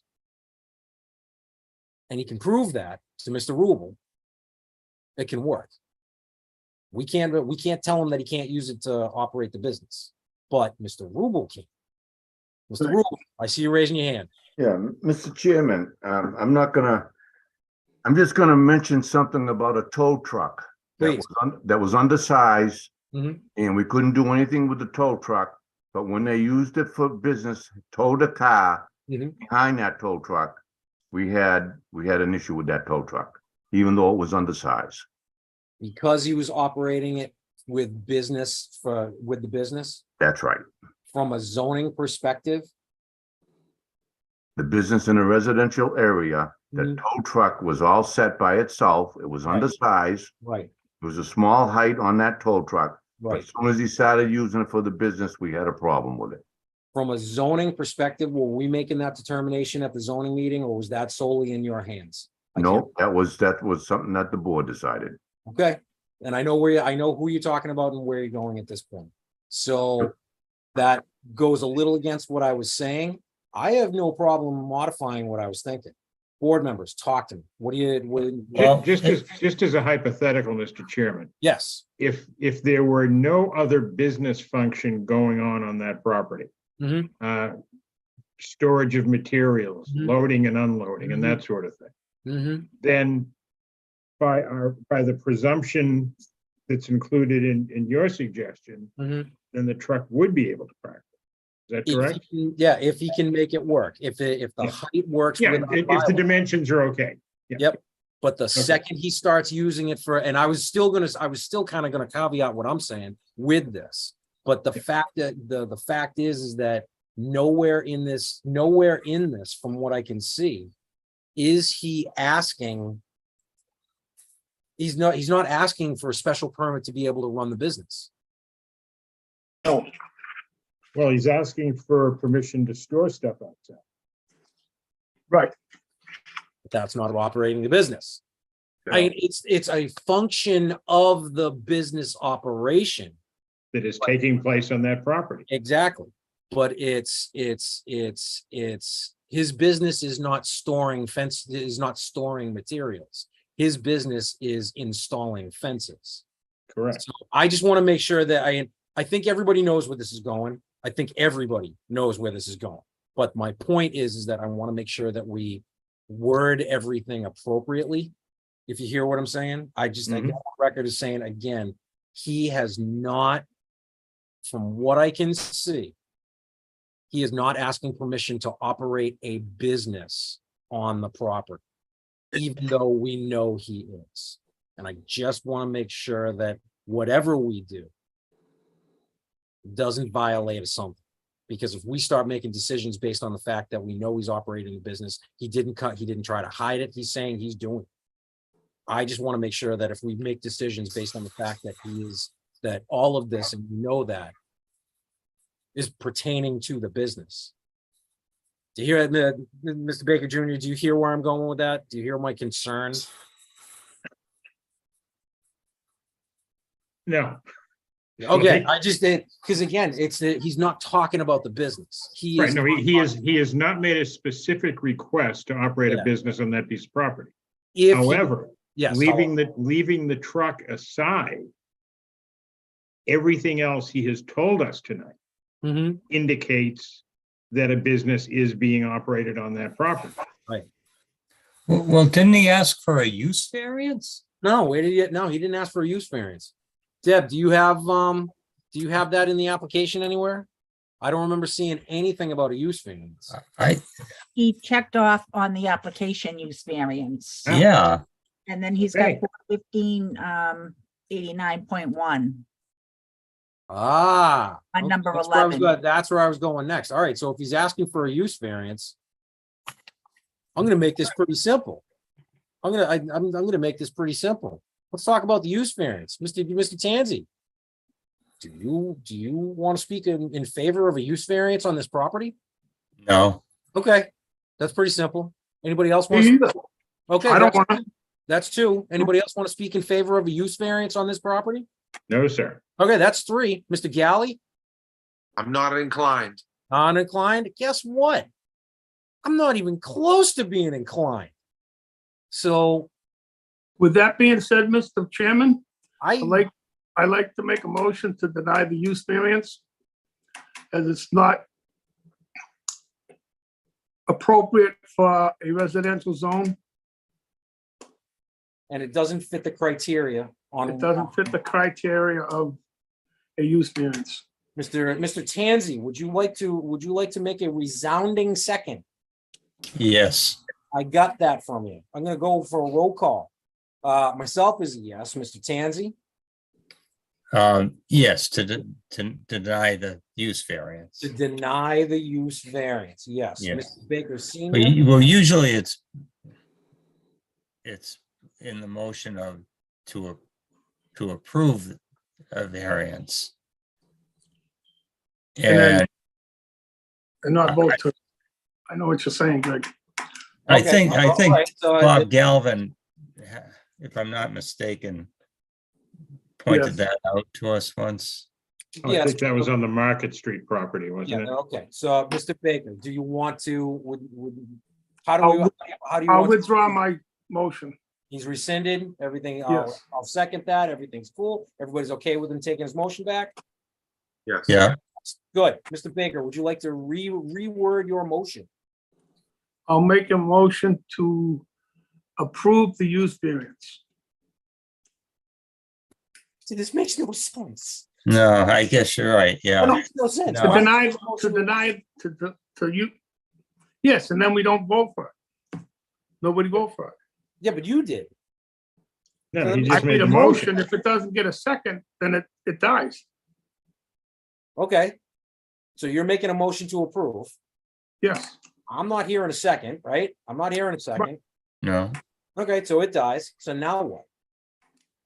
It's we make dead. him, yeah, I guess we make a motion to deny. I was mistaken, I'm sorry. No, you I have to messed make, you you up. have to make a motion to deny the use variance. Yes.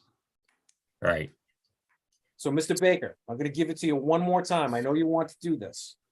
I refuse, rescind my previous motion. Second that, everybody in favor, roll call. Myself, yes, Mr. Oh, Tan. wait a minute, Yes. what's being rescinded? Here's the thing. There was a question about how we word, see, this is why I'm being Right. very. No, but what did Bob just ask to rescind? He wanted to approve the use variance. Right, that doesn't need to be rescinded. It died. It didn't have a second. Okay, so we don't have to worry about it. Bob, Okay, thank you, Bob. thank you, Mr. That's Baker. why we have you here. Exactly. Oh, not Mr. for my Baker? charm and wit. Mr. Baker Senior, do you wanna, is there a new motion you'd like to put on the table? I'll make a motion to deny the variance. Variance. The use Lost my variance. track. Use Okay. variance. So I got a motion to deny. Do I have a second? yes, I'll have a second. All right, I Yeah. got a motion for a second. Here we go. Roll call. I'm gonna freak you all out. Mr. Galley. Oh, man, Yep, voting for. So I guess I'm voting yes to deny. you're a yes to deny. Mr. Baker Junior, Yes, to deny. to deny. Mr. Baker Senior, Yes to deny. Mr. Baker, Mr. Tanzi, Yes, to deny. self is a yes to deny. So that use variance has been denied. We have now said that there shall not be a business operated on the premises. So that's number one. Now get back to the truck. Again, if he can prove that the truck is not being used for the business and it fits with the, Dimensional requirements. yeah, I mean, I don't think, if he Well, can. wait a minute. He can use the truck for his business. He just can't have fence or business materials stacked on that truck parked in his driveway. Can't use the truck for business purposes On that property. on that property. On the property, okay, yeah, He can't see. which would mean he can't load the truck or pull into at night with the truck fully loaded and then pull out in the morning. Mhm. To, he's gotta he can use that truck to get home from his business entity, but his business entity has to be completely severed from that residential property. And here's the other problem that I'm gonna bring up, is that he did say that it is registered to the business. If he's driving a business truck that's used for the business and driving it to and from job sites and driving it to and from his business, is that also included in, is that also include, can that be included to basically mean that he's operating the business? I But would say that he's commuting, that he can use the truck to commute to his business, but from his house, but he can't be engaging in a business activity Mhm. with that truck from his property, Okay. from. Yeah, from the I don't site. think, oh, I'm sorry, Greg. Yeah, no, I'm done. No, I don't think the fact that a commercial vehicle is registered to that address poses an impediment. In fact, that's what he's seeking relief from, Yeah, which now apparently is moot because it does, as you suggest, appear to meet the dimensional requirement. that's my point. So if it fits the dimensional requirements, then as long as he can prove that he's not using it for the business, then that's allowed by the bylaw. Mr. Rubel, does that make sense? Yes, I'm just gonna need the height of it. Okay, Other than that, we know it's registered for the business. He can't use it for the business at that site. I agree with you. okay, And I just want to verify the height. gotcha. All right, so when it comes right down to it, I would entertain some sort of motion. Actually, I'll word this. I would make a motion that we deny the special permit. I would deny that. I would make the motion that we deny the special permit when it comes to the off-street parking as moot and be done with it.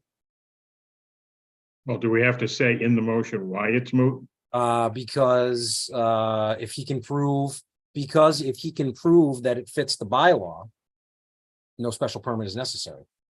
Okay. Does that work for everybody? That works for me.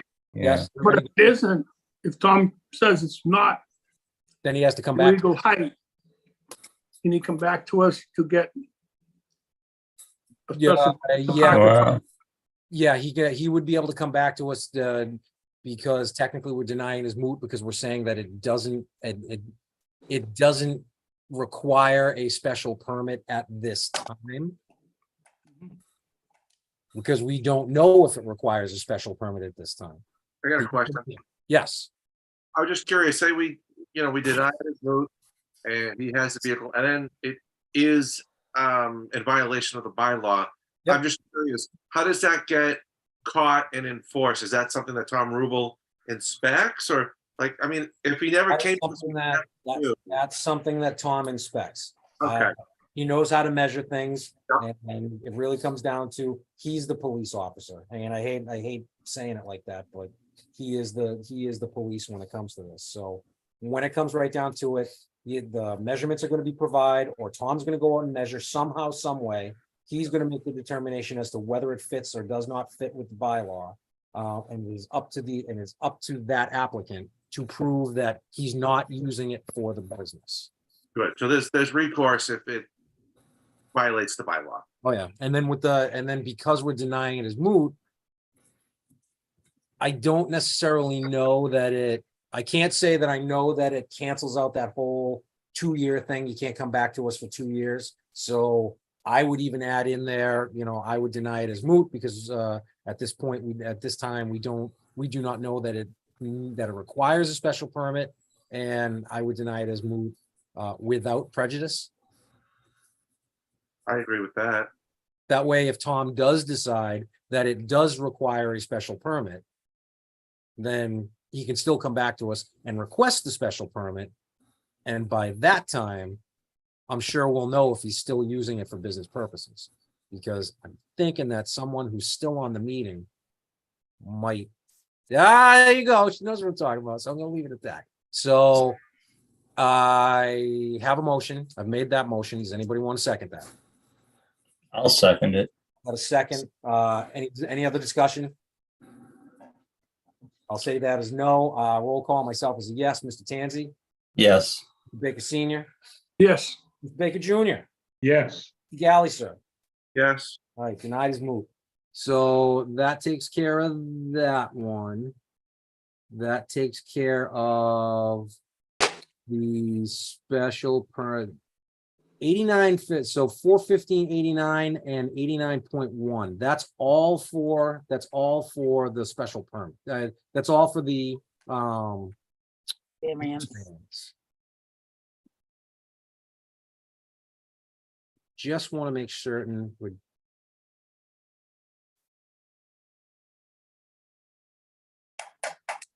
89 required to construct or otherwise establish any of the specific types of uses so identified within this bylaw. So I'm thinking that the 415-89, that's for the storage. that's for the storage of the fence materials. Yeah, that's the store, that's for the storage of the fence materials, and then 89.1 is gonna be for the use variance. So we've already done the use variance. We've already done the use variance, so we know that, so we can't operate a business there. So now he's asking for a special permit to store stuff there. Mr. Baker Jr., I'm coming to you. Can we deny that as moot? Because we've already said that he can't operate the business there? I think for the sake of clarity, was it a separate request on his part? It was listed that way. Yeah, so for the sake of clarity and because it's listed separately, I think it should be dealt with by a separate vote. By a separate vote? Okay. I would make a motion to deny that special permit request for the storage, because when you look under, let me just go back to uses under an R. This is R1, correct? R1? Mhm. Going to an R1. Principal uses under an R1, single-family residence. Agricultural uses, not including retail sales, churches or other houses of worship, schools, cemeteries, public parks, non-commercial kennels.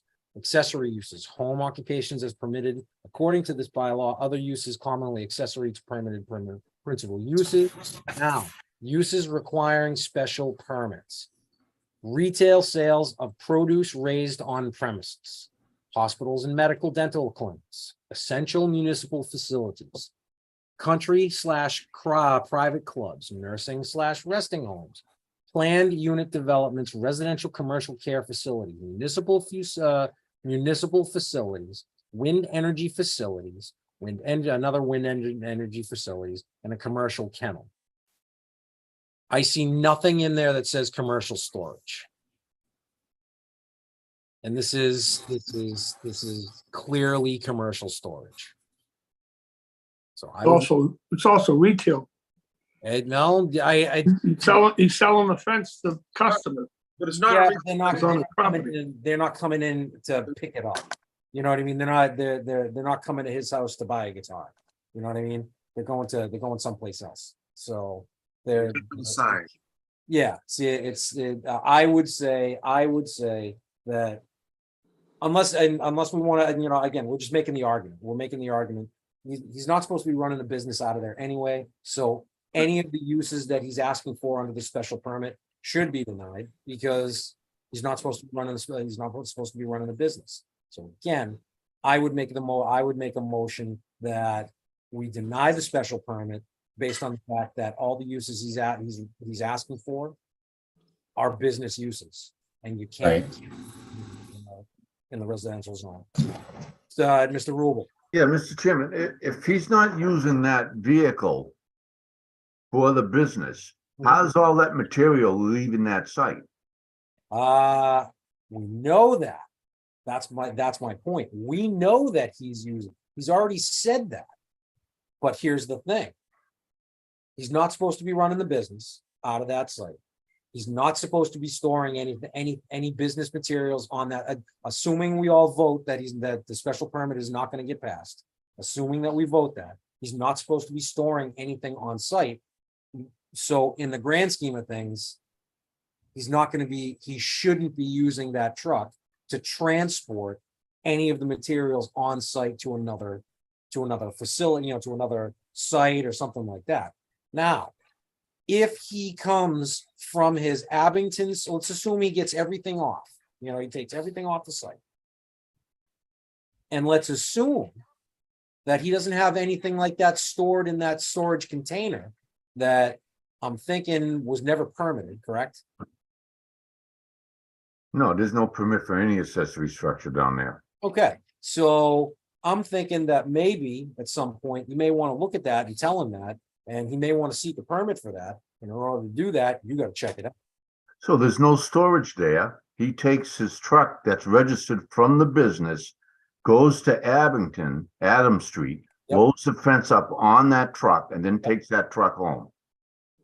No, If storing fence in the back of his truck, that's a violation. On his property. on his property. He had, basically, the onus is gonna end up being on him. That's the problem. All right, the onus has to be on him. If he wants to park that truck on the property, he has to prove that it fits the height and that he's not using it for business purposes. He's only using it for commuting. Now, if he refuses to move any of the storage material, you can start fining him, correct? Okay. Okay.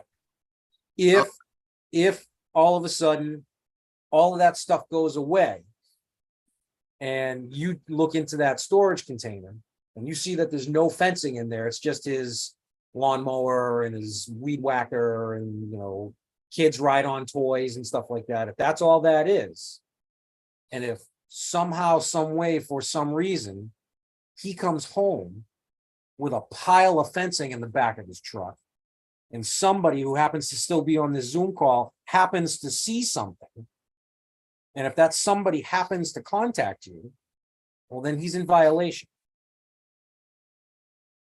Yeah. And you can also write him a ticket for that, correct? Yeah, if you have it as a condition. And that someone takes pictures. But see, here's the thing. So far, we haven't granted him a damn thing. We can't condition something that we don't approve. You can't condition a denial. Mr. Chairman, Yes, is sir. there a definition of retail in the bylaws? I don't know. We can look. Can I make a comment to Mr. Baker Jr.'s question? Absolutely. I just want to say, we're talking about retail and all that. The wording from the application's letter is taken from the light industrial zoning section. So I know we're trying to figure out what he's doing for retail, but it's not retail that he's doing at the house. He's trying to import light industrial use. Section 5. Said word for, really? Yeah, Where did you see that? 415-15. No. You said the wording from the app. Yeah, the application, there's a letter with the application packet. My name is Marcus Martin's owner. Sure, in that letter, he starts I think it was in letter. Read that. If you got it, read it, just so I know what we're all looking at. Okay, the last sentence, the letter that goes before the application. I use part of my area to have materials that are for work, in which I always keep it organized, not being offensive by reason of emissions of odor, fumes, dust, smoke, and noise. And I think that's lifted from that section. The industrial end of it. Light industrial. I was just reading it. I thought he just lifted it from it. He very well could have. He very well could have lifted it, and I think you're definitely coming close to being right. I can't say whether you are or not. I'm not going to look there, but it Yeah. still comes down to what he's trying to do is have some To material. run a business, He does. Yeah, he does. residential area. You said it right. Just by looking at the sentence that Steve just read, I use part of my area to have some materials that I use for work. Yeah. Right there, that cancels it right there, regardless of emissions, odors, fumes, dust, smoke, whatever. Yeah. All right. So regardless, we've already denied it. So I'm not going there. It still comes down to if we deny if we have to deny the storage, we just deny we deny the special permit. Very simple. We deny the special permit based on the fact that the use that he is requesting based on his letter is that he's using it for work. And we can't allow that. If this was fencing that he was using on his own property, if this was fencing that he was going to put up on his own property, but was going to take 6 years to do it, then he could store it there.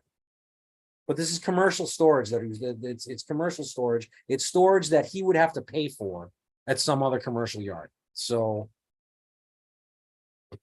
again, I make a motion that we deny the special permit. Second, Got a roll call. Myself as a yes. Mr. Tanzi, Yes. Mr. Baker Senior, yes, Baker Junior, Yes. Gally, follow it up, please. Oh, yes. All right, that's a resounding denial on everything. Deb, you got all that?